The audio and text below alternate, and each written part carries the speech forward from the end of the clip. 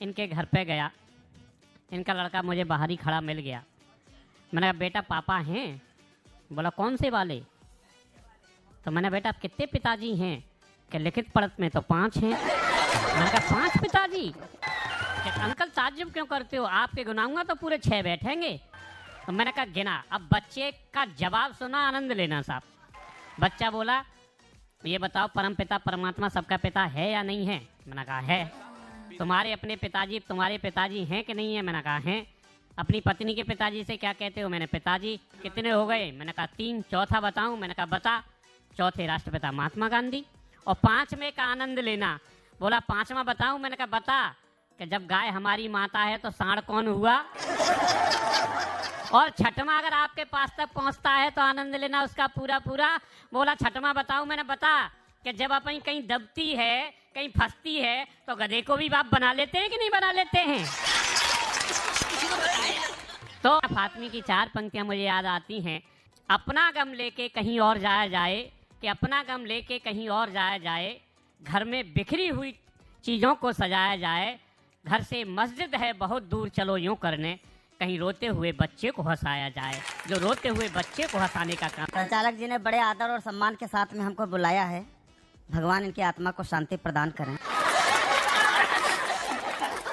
इतना सम्मान दे दिया है कि वो समझ लो कि हमारी 7 पीढ़ियां इसी में पलती रहेंगी। वास्तव में बहुत दूर से चलकर आया हूँ। आप सबके दर्शन हुए, मैं धन्य हुआ। इन्होंने जो बात बताई, एक बात मैं भी बताना चाहता हूँ कि एक बार ये हम और राहुल भाई पहुँच गए इलाहाबाद कब सम्मेलन में। कब सम्मेलन कैंसिल हो गया, जब कार्यक्रम में नहीं हुआ तो पैसे कैसे मिले? अब वापसी के पैसे नहीं है को। बड़ा गड़बड़। हमने कहा दादा कुछ दिमाग लगाओ, हमारे पास तो है नहीं, तुम्हें लगाओ दिमाग।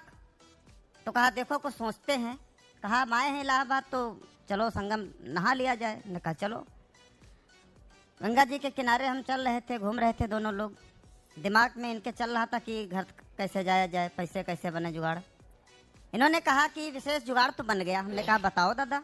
कहा देखो एक बोर्ड लगा हुआ है, इस पे लिखा है डूबने से बचाने वाले को 2000 रुपये इनाम मिलेंगे। तुमने कहा इसमें कौन बड़ी बात है? कहा बात तो हल हो गई, हम 2 लोग हैं ना, काम हो गया। इन्होंने हमसे कहा उतर जा पानी में। मैं उतरा और धीरे धीरे वास्तव में हम गहरे पानी में जाने लगे।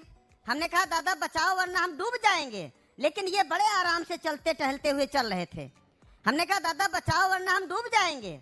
इन्होंने कहा कि विशेष चिंता मत करो, आगे दूसरा बोर्ड लगा है, उस पर लिखा है लाश निकालने वाले को 5000 इनाम।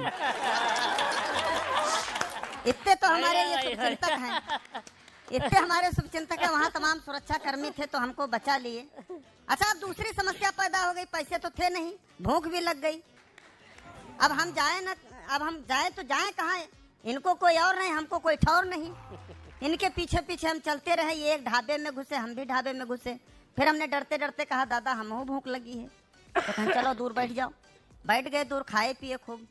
20 मिनट के बाद में ये खड़े हुए काउंटर पे गए और कहा कि भैया हमारा हिसाब करो कितने हुए? कहा 180 रुपए हुए। तो कहा हाँ 180 हुए, काट लो ना, पैसे तो हमने दिए हैं 500 रुपए। अब दुकानदार चकरा गया, कहा पैसे तो उसने दिए नहीं है। अब उसने दुकानदार ने इनको पकड़ा, कहा कि नहीं पैसे तुमने नहीं दिए। इन्होंने कहा दिए, कहा नहीं दिए, कहा दिए। झगड़ा होने लगा। जब खूब झगड़ा होने लगा तो 10-20 लोग भी आसपास के आ गए। कहने लगे क्या बात भाई, क्या बात भाई? वही बात, पैसे दिए पैसे नहीं दिए।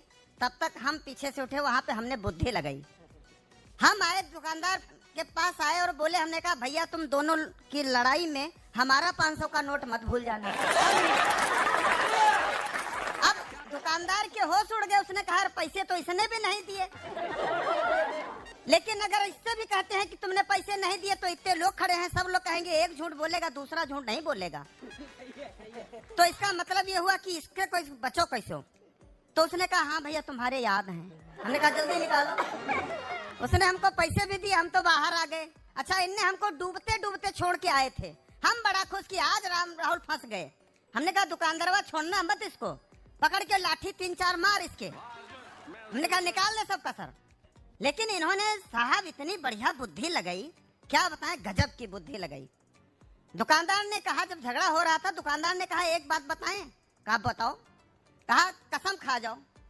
अच्छा, गंगा जी के किनारे कोई गंगा जी की कसम नहीं खाता है, ये मान्यता है। दुकानदार ने कहा कि गंगा जी की कसम खाओगे? इन्होंने कहा हाँ खाएंगे। लोटे में गंगा जल लाया, इनके हाथ में रखा। अब इनकी यहाँ पे बुद्धिमानी देखना। इन्होंने कहा इस लोटे में जो कुछ है उसकी कसम, गंगा जी का नाम ही नहीं लिया। इस लोटे में जो कुछ है उसकी कसम खाता हूँ, जो कहूंगा सत्य कहूंगा, झूठ बिल्कुल नहीं कहूंगा। जैसे पैसा विशेष शर्मा ने दिए वैसे पैसे हमने दिए। बढ़िया है भाई। बड़े विचित्र व्यक्ति।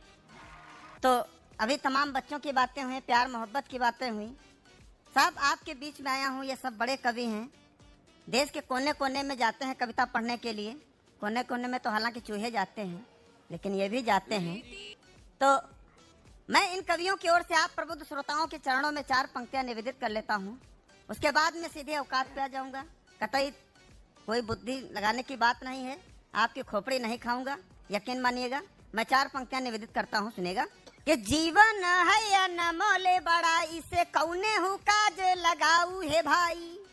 जीवन है अनमोल बड़ा, इसे कौने हु काज लगाऊ है भाई। आज की रात सुनो कविता, बरसे रस प्रेम नहाऊ है भाई। कि ओज श्रृंगार के गीत सुने और हास्य में मौज मनाऊ है भाई। और प्यार दुलार के भूखे कवि एक बार तो ताली बजाऊ है भाई। प्यार दुलार के बहुत बहुत धन्यवाद, बहुत बहुत प्रणाम। मैं भगवान कृष्ण जी के चरणों में 4 पंक्तियां निवेदित करके अपना काव्य पाठ शुरू करना चाहता हूं। साहब स्वागत है, स्वागत। कि हे प्रभु, आपने आपकी कृपा से यह सृष्टि आज इस तरह से संचालित है। हर व्यक्ति पर आपकी कृपा है। एक कृपा और कर दीजिए इस मानव जाति पर, तो पूरे विश्व का कल्याण हो जाएगा।